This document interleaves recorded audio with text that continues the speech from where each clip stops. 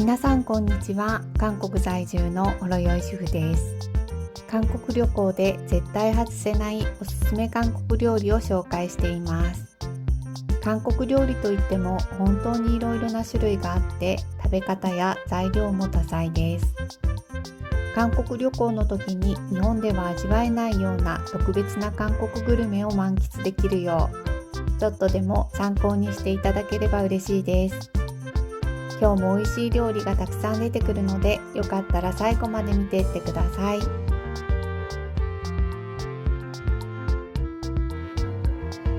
最初に紹介するのはかきポッサム定食。日本でも大人気のポッサム。茹でた豚肉をキムチやニンニクなどと一緒に野菜に巻いて食べる韓国料理です。そこへ新鮮な生牡蠣が添えられたメニューがかきポッサム。今日はランチ限定で1人1万3000ウォンのかきポッサム定食を注文しました。定食にはケーランチン、サラダ、お味噌汁、ご飯がついてきます。生牡蠣は1皿追加しました。ポッサムといったらソジュ、今日もサクッといただきます。最初の一口、冷たくてうまい。もう一杯飲んじゃおうっと。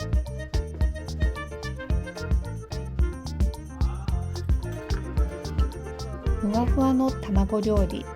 これは早く食べないとしぼんじゃうので熱々ふわふわのうちにいただきましょ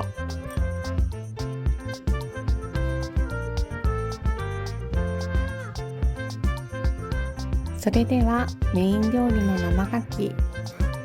こっちが定食についている生牡蠣。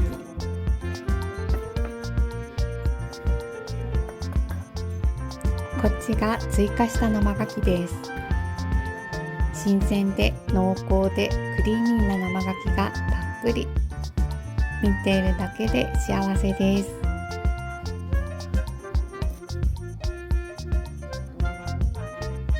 韓国ではお醤油じゃなくコチュジャンが入った酸っぱくて甘辛いタレにつけて食べるのが主流です。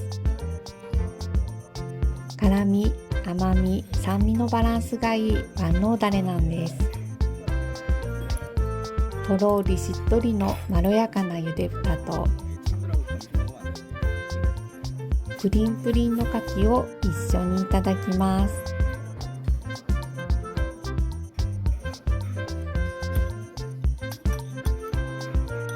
牡蠣と豚肉がよく合うんです。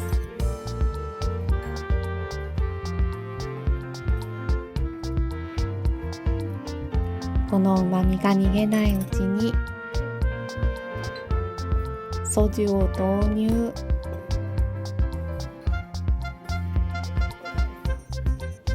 これだけたっぷりの牡蠣やお肉が食べれて1万3000ウォンはかなりコスパいいですよね。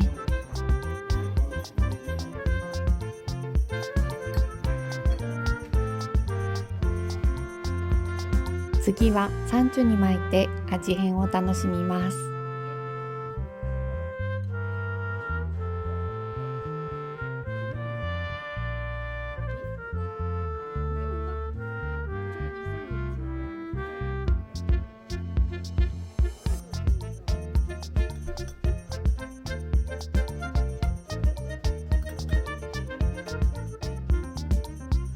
いろいろ入れすぎると口の中に入れるのも一苦労です。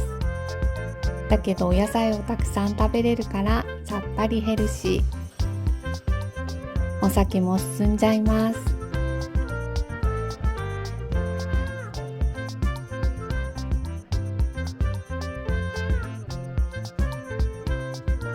次に紹介するのはカルメギサルという豚のハラミ専門店。豚の横隔膜の部分で脂が少なくコシのある食感が特徴なんです。1人分 150g です。特製のタレに甘辛く味付けされた基本の豚ハラミとニンニクハラミを注文しました。韓国には豚ハラミの専門店が多くあります。特特製のタレに味付けされたお肉は炭火で焼いていきます。カルメギサルは他のお肉のように肉汁が出てきてからひっくり返すんじゃなく、鉄板の上でずっと動かすのがポイントなんだそうです。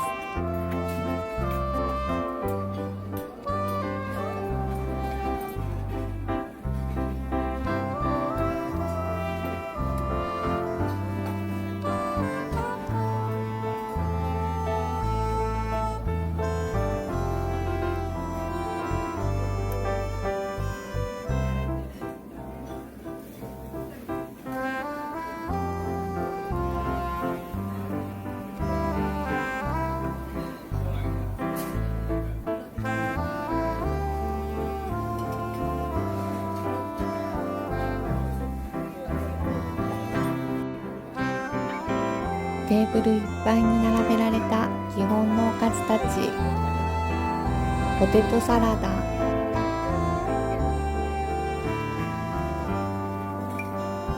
業者ニンニクという山菜の醤油漬け、横の白いのは玉ねぎの醤油漬け、大根の葉っぱのキムチ、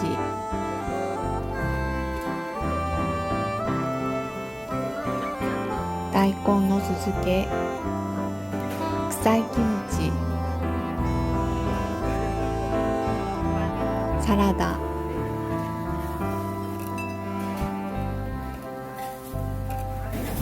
いい感じに焼けてきてます。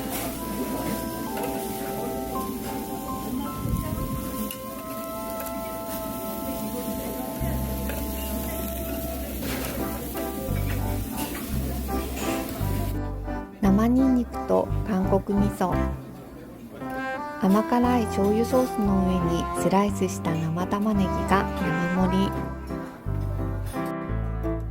キムチチゲは追加注文しました。チゲを注文するとご飯がついてきます。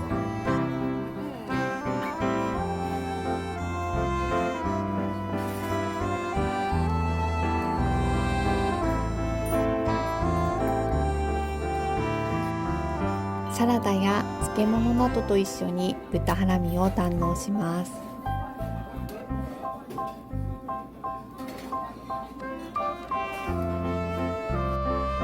おっと、その前に韓国料理には欠かせないソジュを準備します。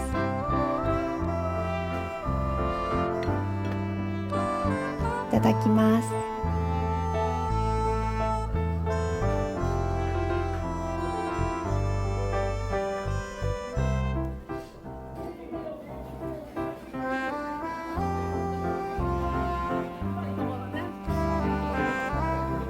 豚ハラミの味はデジカルビのようにほんのり甘さがあるけど、油分が少ないからすごく淡白でさっぱりしています。いろんなお野菜や漬物と組み合わせて味変を楽しみます。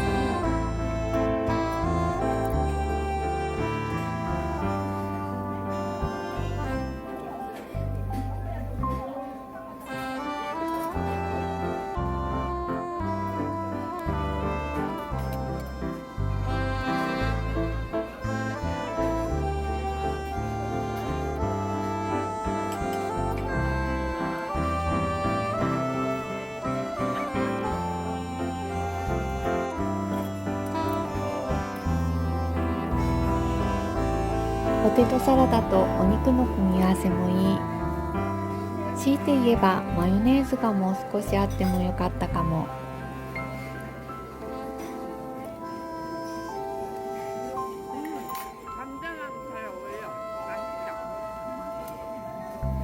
うまい。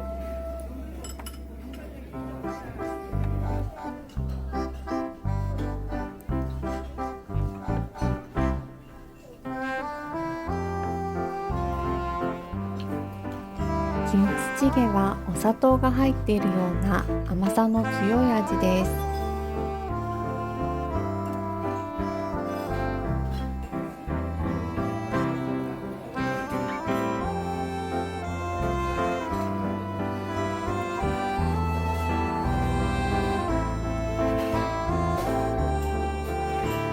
次はニンニクたっぷりの豚ハラミ。ニンニクの香ばしい香りがたまりません。今回食べている豚のハラミって1頭の豚から少量しか取れない貴重な横隔膜と肝臓の間の赤身肉で、牛肉の赤身に食感や味が似ているんです。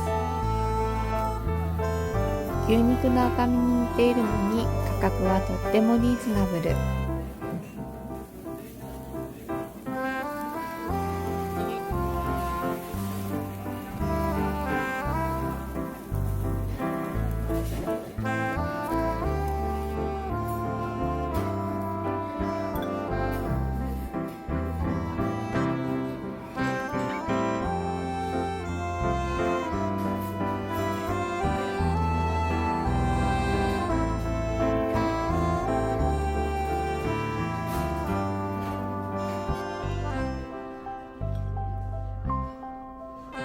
最後はサンチュに巻いてパクッと一口。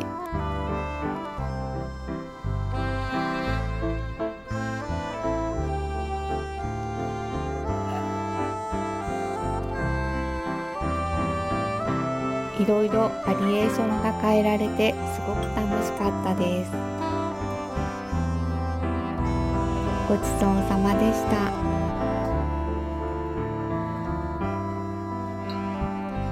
韓国料理とソジュが本当によく合うんですよね。次に紹介するお店はカムジャタン。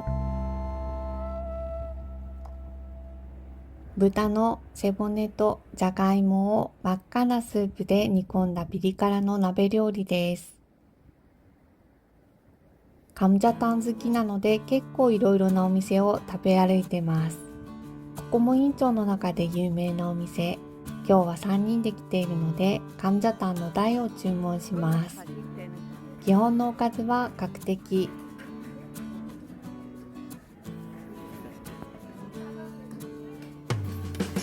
青唐辛子とミニトマト、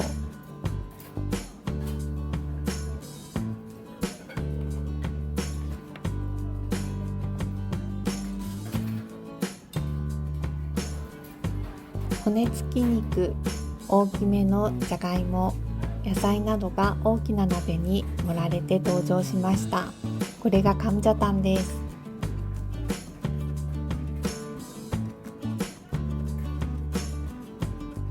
韓国っぽい豪快なスタミナ料理、ビジュアル最高です。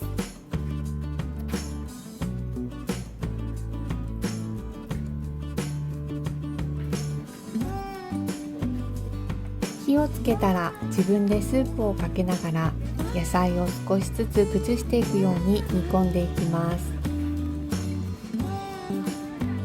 お肉には火が通っているので一煮立てしてから食べて OK です。カムジャタンとソジュもよく合うんですよ。いただきます。もう今日もソジュがうまい。骨付きのお肉がゴロゴロ入ってます。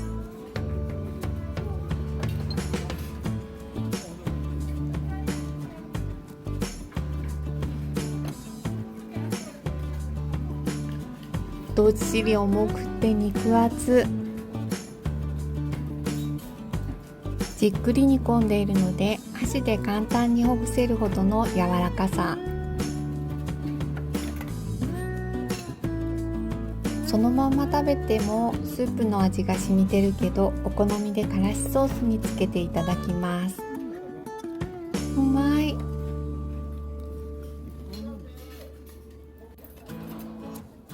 お肉はかぶりつくように食べ、骨はテーブルにある銀色の缶に捨てます。有名なお店とそうじゃないお店の違いはこのお肉ですよね。人気店は骨の周りのお肉がたっぷりで臭みもないです。嫌な香辛料の味もないです。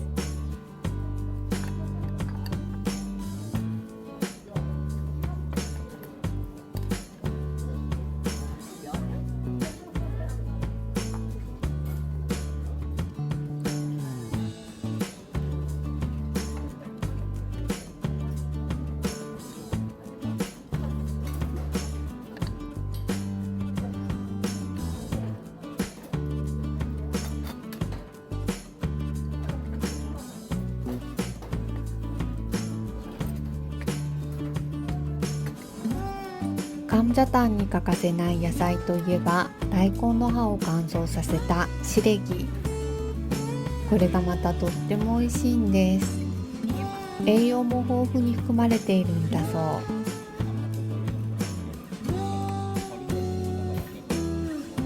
ホクホクのじゃがいも、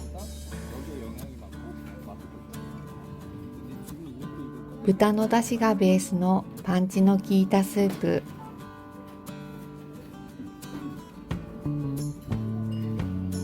お玉ですくえないくらいの大きなお肉の塊。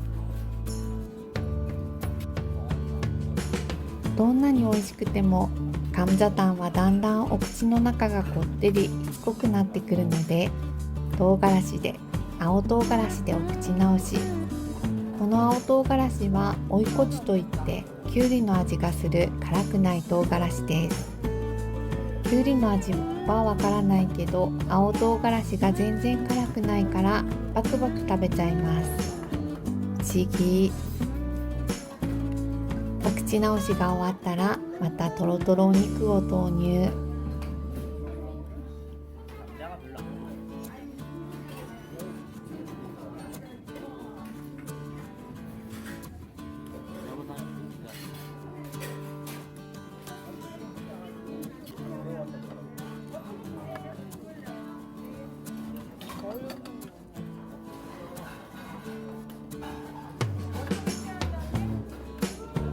頑張っていっぱい食べたけど、このお店のお肉の量がすごすぎて完食できませんでした。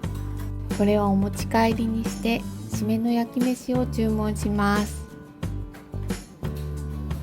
お腹いっぱいならここでやめておけばいいのにって思われた方もいるかもしれませんが、最後の焼き飯は食べないと後悔しちゃうくらい美味しいんです。韓国ではメイン料理の締めに焼き飯を食べる文化があるんです。最近では軽デザートと呼ばれています。韓国に訪れたらぜひ軽デザート召し上がってみてください。想像を裏切らない特別な美味しさがあるはずです。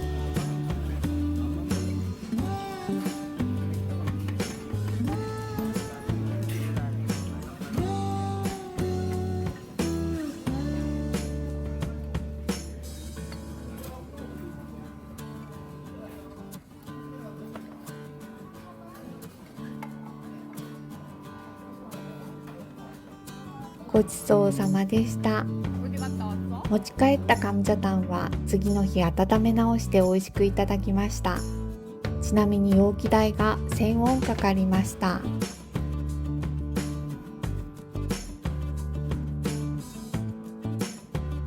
次に紹介するお店はちょっと変わった海鮮丼のお店。日本風のお店なんですが、日本では味わえない特別さがあるんです。以前プサンで食べてすごく感動したんですが、最近近所にできたことを知って2度目の訪問です。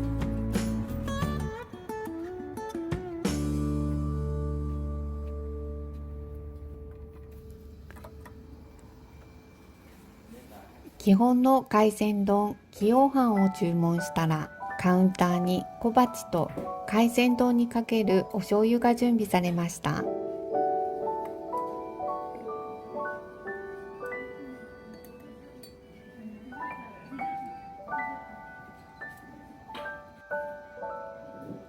小鉢はもずく酢、コリコリのもずく酢の上にはエビが乗ってます。味付けは日本の味ではないけど、これはこれで美味しいです。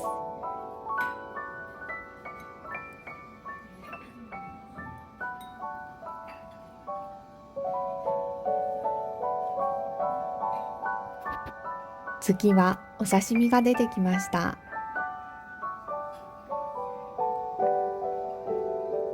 マグロの赤身が4切れ、味噌だれとわさびが添えられてます。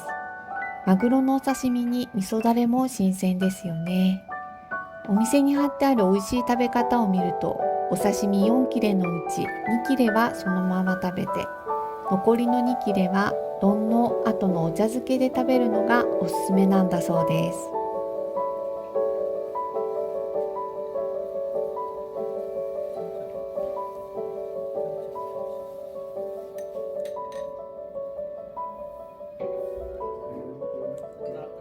そして丼が登場。これもまた斬新でしょう。日本のネギトロ丼のようなものなんですが、中にいろいろ入ってるんです。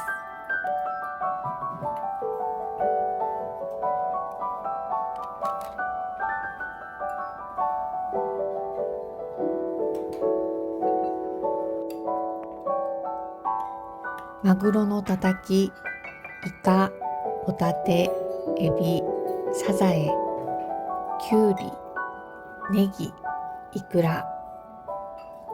ねっとりとしたネギトロと中の具のコリッとした食感がいい感じです。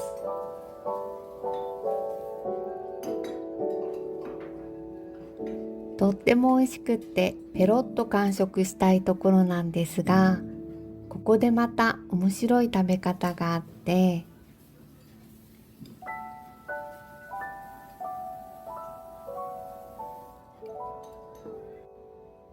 ご飯を少し残しておいてスープを入れてもらうんです。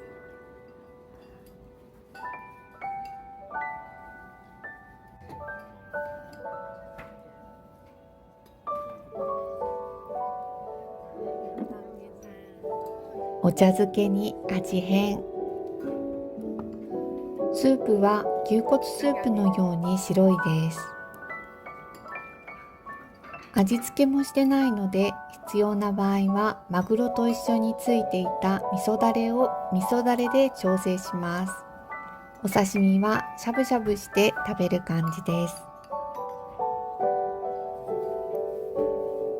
全く臭みがないのも不思議なんです。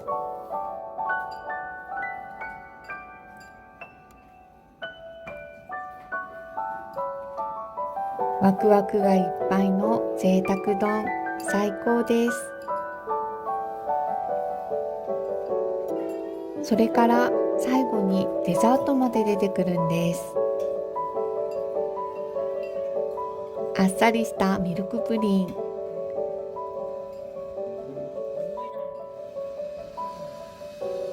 控えめの甘さが美味しい小鉢、刺身、海鮮丼、お茶漬け、デザートまで大満足でした。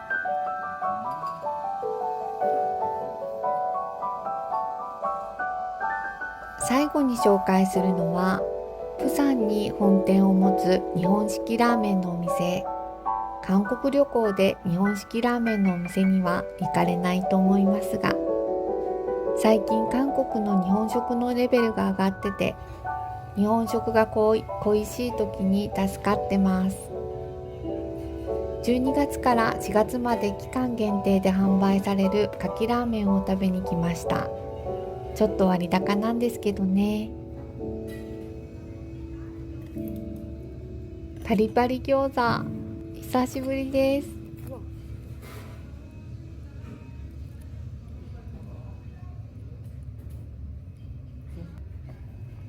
意外とあっさりな豚骨ラーメン。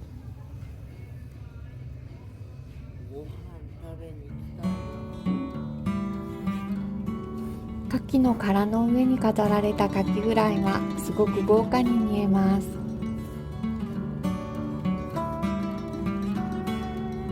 レモンとマヨネーズと刻みネギがついてきます。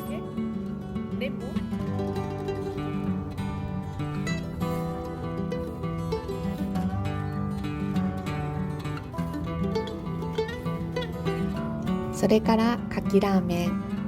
かきエキスが溶け込んだ塩味スープが美味しい。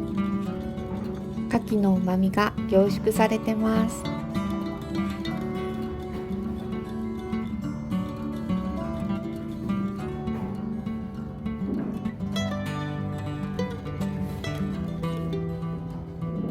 大ぶりなかきではないけど思った以上にプリプリ。